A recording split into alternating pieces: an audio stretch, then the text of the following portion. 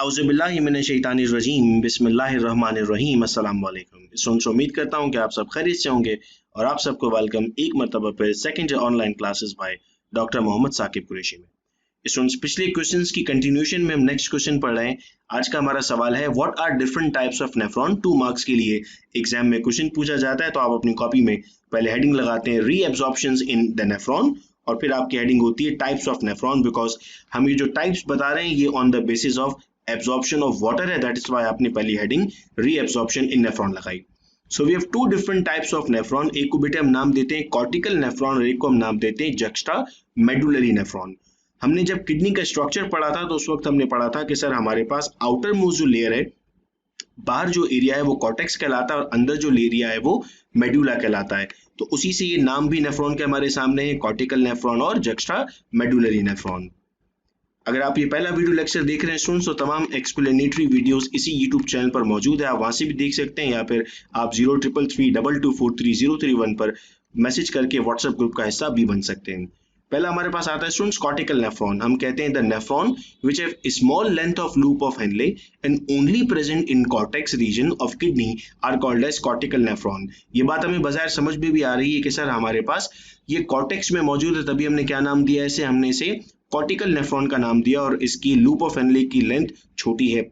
Juxta medullary, these nephrons have long loop of medulla of kidney reabsorb more water and are called as juxtamedullary। इनके पास loop of Henley बहुत ज्यादा lengthy होगा, कहाँ पर मौजूद होगा, कॉर्टेक्स के साथ साथ मेडुला भी मौजूद होगा। अब जितना ज्यादा बड़ा लूप ऑफ हेनले, हमने पढ़ा था कि इसका फंक्शन क्या है, वाटर को एब्जॉर्ब करना। जितना लूप ऑफ हेनले ज्यादा बड़ा होगा उतना ज्यादा वाटर एब्जॉर्ब हो रहा होगा। हमें एग्जाम में पूछा जाता है कि कॉर्टिकल और जक्स्टा मेडुलरी इनमें से किस में ज्यादा वाटर रीएब्जॉर्ब होगा, तो जवाब क्या होगा, आप भी समझ रहे हैं इस बात को कि सर जिसका लूप ऑफ हेनले ज्यादा बड़ा है यानी जक्स्टा मेडुलरी इसका सही जवाब है। नेक्स्ट क्वेश्चन स्टूडेंट पूछा जाता है हमसे what are different excretory products.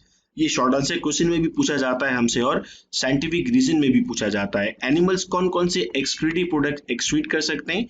हम कहते हैं sir in animal removal of nitrogenous waste from the body is very essential. Animals have particular organ to excrete out nitrogenous waste. ये बहुत जरूरी है कि वो नाइट्रोजनस वेस्ट को अपनी बॉडी से एक्सक्रीट आउट करेंगे और इसके लिए इनके पास ऑर्गन मौजूद हैं। कौन कौन से वेस्ट प्रोडक्ट्स हैं सर, अमोनिया, यूरिया और यूरिक एसिड। ये 3 मेजर प्रोडक्ट्स हैं, इनके बारे में पढ़ते हैं। Number 1 ammonia. It is a small molecule of gas and the formula is NH3। It is highly soluble in water. It is very toxic compound. It is dissolved in water and removed by simple diffusion method through skin or by urine। कैसे body से बाहर जाएगा, simple diffusion के जरिए। Body में ज्यादा होगा, बाहर कम होगा। डिफ्यूजन क्या था, movement of molecule from the region of higher concentration to the region of lower concentration, तो ज्यादा से कम की तरफ चला जाएगा। इसको डिसॉल्व होने के लिए बहुत ज्यादा वाटर की जरूरत है। तो कौन अपनी बॉडी से इसे एक्सक्रीट आउट करता है सर, एक्वेटिक एनिमल्स। अब साइंटिफिक रीजन क्या पूछा जाता है, why fishes excrete ammonia. Fishes क्यों अमोनिया एक्सक्रीट करती हैं सर, फिशेस इसलिए अमोनिया एक्सक्रीट करती है क्योंकि फिशेस की बॉडी एक्वेटिक है, उनको बहुत ज्यादा वाटर मौजूद है, तो वो अमोनिया को इजीली अपनी बॉडी से एक्सक्रीट आउट कर सकते हैं। सेकंड आता है स्टूडेंट्स हमारे पास urea. Urea is less soluble in water. Urea is very less toxic substance because it's almost 1 lakh time less toxic than NH3। यूरिया कैसे प्रोड्यूस होता है हमारी बॉडी में सर, लिवर हमारी बॉडी में इसको फॉर्म करता है। NH3 कंबाइन होती है कार्बन डाइऑक्साइड के साथ, फिर ये सेट्रोलिन में कन्वर्ट होती है, फिर ये एजेनिन में कन्वर्ट होती है, देन यूरिया में कन्वर्ट होती है। इसे हम ऑर्निथीन साइकिल या यूरिया साइकिल भी कहते हैं। और ये जो प्रोसेस होता है हमारी बॉडी में लिवर में, उसमें एनर्जी भी रिक्वायर्ड होती है। अब यूरिया चूंकि लेस वाटर सॉल्युबल है, तो जितने भी लैंड एनिमल्स हैं, मैमल्स हैं, ये तमाम किसको सिक्रीट करते हैं, यूरिया सिक्रीट करते हैं। यानी मैं और आप क्या सिक्रीट करेंगे, urea. Uric acid sir, the formula is C5O3N4H4। It is not soluble in water and it is less toxic than urea. ये पानी में डिसॉल्व नहीं होता। फिर कैसे बाहर निकलता है सर, ये पेस्ट लाइक सब्सटेंस में या क्रिस्टल्स में बॉडी से बाहर निकलता है। अब ये किन का एक्सक्रीटरी प्रोडक्ट होगा सर, इंसेक्ट्स, बर्ड्स और रेप्टाइल्स, जिनको वाटर ज्यादा कंजर्व भी करना होता है बॉडी में, तो वो कौन सा एक्सक्रीटरी प्रोडक्ट अपनी बॉडी से एक्सक्रीट करेंगे सर, वो यूरिक एसिड एक्सक्रीट करेंगे। आइए इस बात को याद रखने के लिए डायग्रामेटिकली हम देखते हैं। यहाँ पर ये देखिए, ये हमारे पास एक्वाटिक एनिमल्स बने हुए, मछली बनी हुई है, ये हमारे पास बर्ड्स बने हुए हैं, ये हमारे पास मैमल बना हुआ है, ठीक है। ये क्या सिक्रीट कर रही है? अमोनिया। ये क्या सिक्रीट कर रहा है? Uric acid. और ये क्या एक्सक्रीट कर रहा है? यूरिया। तो अब हमें हमेशा याद रहेगा कि फिशेस क्या एक्सक्रीट करती हैं? अमोनिया। एलिफेंट्स यानी मैमल्स क्या करते हैं? Urea. Birds, insects, reptiles, snails ये सब क्या करते हैं? यूरिक एसिड करते हैं, ठीक है। चूंकि हमें एमसीक्यूज में भी ये सवाल पूछा जाता है। नेक्स्ट क्वेश्चन की तरफ बेटा हम बढ़ते हैं। तो नेक्स्ट क्वेश्चन है हमारे पास, एक्सप्लेन एक्सक्रीशन इन हाइड्रा। ये शॉर्ट में पूछा जाता है या फिर एक्सक्रीशन इन लोअर एनिमल्स करके सारे एक साथ लॉन्ग में पूछ लिए जाते हैं। तो डिपेंड करता है आपको किस तरह से ये सवाल आपके पास आता है। हाइड्रा का एक्सक्रीटरी सब्सटेंस क्या है? NH3। क्यों सर? क्योंकि ये वाटर लिविंग एनिमल है। यहाँ से रीजन पूछा जाता है हमसे, why the excretory material of hydra is NH3। जवाब क्या होगा? Because it lives in water. In this body, the excretory products are produced in the form of NH3. It is excreted out the gastrovascular cavity and then removed from the body along with water. ये जो gastric cavity से बाहर निकलता है और फिर water के जरिए body से excrete out हो जाएगा। Next स्टूडेंट्स आता है हमारे पास excretion in planaria. In planaria, the nitrogenous waste excrete out through skin and special excretory organ called as flame cells or protonephridia. Students एक मार्क के लिए ये क्वेश्चन पूछा जाता है हमसे एमसीक्यूज में कि किसका हमारे पास कैसा एक्सक्रीटरी प्रोडक्ट होगा। तो प्लानेरिया में हमारे पास एक्सक्रीटरी प्रोडक्ट क्या है? फ्लेम सेल्स या प्रोटोनेफ्रीडिया। अगर हम इसका स्ट्रक्चर पढ़ते हैं तो हम क्या कहते हैं? The body of planaria there is a system of branch tube like bodies. There are two longitudinal excretory trunks on either side of the body. एक को हमने नाम दिया नेफ्रिडियोपोर्स का। They open to the outside by small pore. और internally हम नाम दे रहे हैं फ्लेम सेल्स का। Internally these excretory trunk divide and redivide into number of small branches. At the end of the branch special cells are present which are called as flame cells. इसे flame cell क्यों कहते हैं? इसमें जब इसकी हम observe करते हैं माइक्रोस्कोप में तो जैसे चूल्हा जल रहा होता है उस तरह का ये स्ट्रक्चर बनता है। उसको चूल्हे के जलने को भी हम फ्लेम कहते हैं, तो इसीलिए हमने इसका नाम दिया है फ्लेम का। The flame cells are club shape hollow cells. In their internal cavity, many cilia are attached which perform movement just like flame of candle. जैसे वो शमा या कैंडल जल रही होती है तो वो हिलती है, बिल्कुल वैसे ही ये मूव कर रहे होते हैं। स्टूडेंट एक मार्क के लिए फ्लेम सेल भी अलग से डिफाइन करने के लिए आता है पेपर में। क्या फंक्शन है? All the waste product of main branches absorbed by flame cells because the movement of cilia of the flame cells. Scientific reason पूछा जाता है कि क्यों इसमें आ जाता है सारा एक्सक्रीटरी प्रोडक्ट? क्योंकि यहाँ पर मूवमेंट होती है cilias की। When the excretory products come into the longitudinal excretory system, they are removed out of the body through nephridiophores. जब वहां से आउटर साइड पर आता है तो आउटर साइड पर पोर्स मौजूद हैं जिनको हमने नाम दिया है नेफ्रिडोपोर्स का, और इसके जरिए वो वहां से एक्सक्रीट हो जाता है। फिर हमारे पास क्वेश्चन आता है एक्सक्रीशन इन कॉकरोच। कौन कौन से एक्सक्रीटरी ऑर्गन्स हम डिस्कस करेंगे। कॉकरोच के पास स्पेशल ऑर्गन्स मौजूद हैं जिन्हें हम नाम देते हैं माल्पीजियन ट्यूब्यूल्स। अगर आपने फर्स्ट ईयर में डायसेक्शंस की हैं तो वहां पर आपने जरूर देखा होगा कि इनके पास माल्पीजियन ट्यूब्यूल्स मौजूद होती हैं जो मिड गट और हाइंड गट के दरमियान होती हैं। इनको हम इंटेस्टाइन नहीं कहते, हम इन्हें मिड गट, हाइंड गट और फोर गट का नाम देते हैं। It is embedded into the blood. Excretion की हेडिंग आएगी बेटे आप लोगों की। मैं उम्मीद कर रहा हूं कि आप लोग वीडियो पॉज करके अपने नोट्स भी कंप्लीट करते जाते हैं ताकि आपकी जो कॉपी है वो साथ साथ मेंटेन रहे। Malpighian tubules absorb all nitrogenous waste from blood and pour them into the ileum. ये तमाम का तमाम नाइट्रोजनस वेस्ट लेकर इलियम में ऐड कर देते हैं। It's a part of their intestine. The latter part of tubule reabsorb important substances. Latter part यानी नेक्स्ट पार्ट क्या करता है? जो इंपॉर्टेंट सब्सटेंसेस हैं उनको एब्जॉर्ब करता है। कोई काम की चीज बाहर नहीं जानी चाहिए। जैसे हम अपनी बॉडी में पढ़ते हैं वैसे ही इनकी बॉडी में भी होता है। The uric acid when come into rectum, it also reabsorb water and salt. So uric acid become almost dry, then it is excreted out of the body.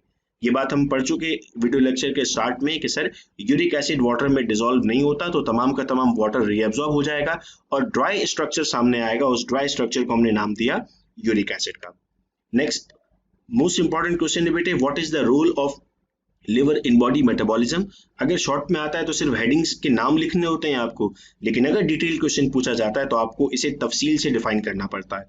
और याद रहे हमारे जो शुरू के 5 चैप्टर्स हैं इनमें मैक्सिमम डिटेल क्वेश्चंस हमारे मौजूद हैं। Liver is a large reddish brown glandular organ which is central station of metabolism and consequently the body is central metabolic clear house. हमारी बॉडी में जितनी भी क्लियरिंग हो रही है, डिटॉक्सिफिकेशन हो रही है, मेटाबॉलिज्म हो रही है, वो सब कहाँ हो रही है? लिवर में हो रही है। Where the liver is located? Sir liver is located in the abdomen just below the diaphragm. Abdominal cavity में मौजूद है, डायफ्राम के नीचे। क्या फंक्शन है सर लिवर के? याद रहे स्टूडेंट्स, अगर शॉर्ट में पूछा जाएगा तो आपको सिर्फ हेडिंग्स लिखनी है, लेकिन अगर लॉन्ग में होगा तो आपको डिटेल लिखनी होगी। सर वन बाय वन पढ़ते हैं। Number 1, metabolism of carbohydrate and lipids. Liver is the centre of metabolism. It takes part in metabolism of carbohydrate and lipid. It regulates the amount of glucose in the blood. आपने पढ़ा है glycogen form हो जाता है, excessive glucose is converted into glycogen which is reserve food. आपने सुबह खाना खाया, नाश्ता किया, अब आप दोपहर को खाना खाएंगे। इस दरमियान आपकी बॉडी ने इतना काम किया, उसको जो एनर्जी चाहिए थी वो कैसे मिली? तो मॉर्निंग में सारा ग्लूकोज ग्लाइकोजन में कन्वर्ट हो गया था और बाद में वो ग्लूकोज में कन्वर्ट होकर आपको एनर्जी प्रोवाइड कर रहा था। इन तमाम प्रोसेस में हमारे पास इन्वॉल्व होता है liver as a metabolic factory. Its amount of glucose is decreased in the blood. Glycogen is broken down into glucose again. Glycogen is reducing, then liver convert amino acids into glucose. अगर glycogen की मिकदार कम हो जाती है तो liver amino acid से उसकी मिकदार को पूरा करता है, यानी तमाम का तमाम मेटाबॉलिज्म कहाँ हो रहा है? लिवर में हो रहा है. Liver also help in oxidation of lipid. It is converted blood lipid into simple fats which is stored by the body. ये लिपिड की भी ऑक्सीडेशन में हेल्प करता है हमें. सेकेंड फंक्शन क्या है? D amination and urea formation. Urea cycle का ऊपर हमने जिक्र किया था कि लिवर में परफॉर्म हो रही होगी. एक्सेस ऑफ प्रोटीन हम अपनी बॉडी में स्टोर नहीं कर सकते, तो क्या होगा सर? ये प्रोटीन कन्वर्ट हो जाएंगे अमाइनो एसिड्स में. अमाइन ग्रुप रिमूव हो जाएगा और इस प्रोसेस को हम क्या नाम देंगे? D amination. डी अमाइनेशन का मतलब होगा, याद रखिएगा, अमाइन ग्रुप का रिमूव होना. अब अमोनिया कंबाइन होगा कार्बन डाइऑक्साइड के साथ और यूरिया में कन्वर्ट हो जाएगा. ऊपर हमने ऑर्निथिन साइकिल के स्टेप्स को भी देखा था. नेक्स्ट हमारे पास इसका फंक्शन है production of bile. Liver produce करता है bile. It is a yellowish green alkaline substance. Bile में कोई एंजाइम नहीं होता, याद है स्टूडेंट्स, लेकिन क्या मौजूद है? बाइल पिगमेंट्स मौजूद हैं. इनके नाम है बिलीवर्डिन, बिलीरुबिन. सॉल्ट्स मौजूद हैं जैसे sodium glycocholate, sodium taurocholate, cholesterol, phospholipid and mucus. ये सब किस में हेल्प करते हैं सर? ये सब हमें मल्टीपल बॉडी फंक्शंस में हेल्प करते हैं और हमें डाइजेशन में भी हेल्प कर रहे होते हैं. Bile neutralize the acidic food, it kills the germs, it takes part in the emulsification of fats. Fats को डाइजेस्ट करने के लिए हमें बाइल सॉल्ट्स की जरूरत पड़ती है. डिटॉक्सिफिकेशन करता है. Liver convert toxic substance into non toxic substance. वो चीजें जो आपको नुकसान पहुंचा सकती है, हमारा लिवर उन्हें ऐसी चीजों में कन्वर्ट कर देता है कि हमें नुकसान ना पहुंचा, और इस प्रोसेस को हम नाम दे देते हैं डिटॉक्सिफिकेशन का. मिसाल के तौर पर H2O2 is a compound which is harmful. The liver secrete on enzyme catalase which convert H2O2 into H2NO2 and become non-poisonous. Hydrogen peroxide हमारे लिए डेंजरस है, आपने लैब्स में भी देखा होगा. अगर हमारी बॉडी में मौजूद है तो लिवर क्या करेगा? एक एंजाइम सीक्रेट करेगा जिसका नाम है कैटालेज, जिसकी वजह से H2 और O2 अलग अलग हो जाएंगे और अब क्या बन गए? ये नॉन पॉइजनस बन गए. Formation of cholesterol. Liver also form cholesterol which is necessary for body. Its extra amount is always excreted along with water. Cholesterol बुरा नहीं है, कोलेस्ट्रॉल का ज्यादा होना बुरा है. तो लिवर कोलेस्ट्रॉल आपकी बॉडी में जरूर प्रोड्यूस करता है. अगर ज्यादा होना स्टार्ट हो जाता है तो लिवर उसे भी रेगुलेट करता है और बॉडी से बाहर निकालता है. लास्ट हमारे पास इसका फंक्शन आता है thermo regulation. Liver helps in regulation of body by continuous supply of blood and metabolic processes. हमारी बॉडी में टेम्परेचर को रेगुलेट करता है और इस प्रोसेस को हम नाम देते हैं थर्मो रेगुलेशन का. इसमें भी लिवर हमें हेल्प कर रहा होता है. तो स्टूडेंट्स, मार्क्स की अगर हम बात करते हैं तो 2 मार्क्स का हमें यहाँ पर क्वेश्चन पूछा जाता है. देन 2 मार्क्स का शॉर्ट क्वेश्चन और 2 मार्क्स का साइंटिफिक रीजन, तो ये हमारे पास 6 मार्क्स हो गए. इसके बाद हम कहते हैं कि सर यहाँ से हमें 3 क्वेश्चंस पूछे जाते हैं एमसीक्यूज में, तो 9 मार्क्स हुए. देन यहाँ पर 2 मार्क्स के लिए 11, देन 2 मार्क्स के लिए 13, देन 2 मार्क्स कॉकरोच के 15, लिवर पर एक डिटेल क्वेश्चन 6 मार्क्स का 21. तो आज का वीडियो लेक्चर स्टूडेंट्स 21 मार्क्स का हमने आज डिस्कस किया और आपने अपने पास नोट कर लिया. अगर आप इसी तरह रेगुलर इन लेक्चर्स को सुनते रहेंगे तो आप बड़ी आसानी के साथ अपना कोर्स कंप्लीट कर सकते हैं. इस वीडियो लेक्चर को अपने फ्रेंड्स के साथ हम जरूर शेयर करें ताकि उन तक भी ये तमाम चीजें पहुंचती रहें. बहुत शुक्रिया इस वीडियो लेक्चर को सुनने का. अपना बहुत ख्याल रखिएगा आप सब लोग. अल्लाह हाफिज.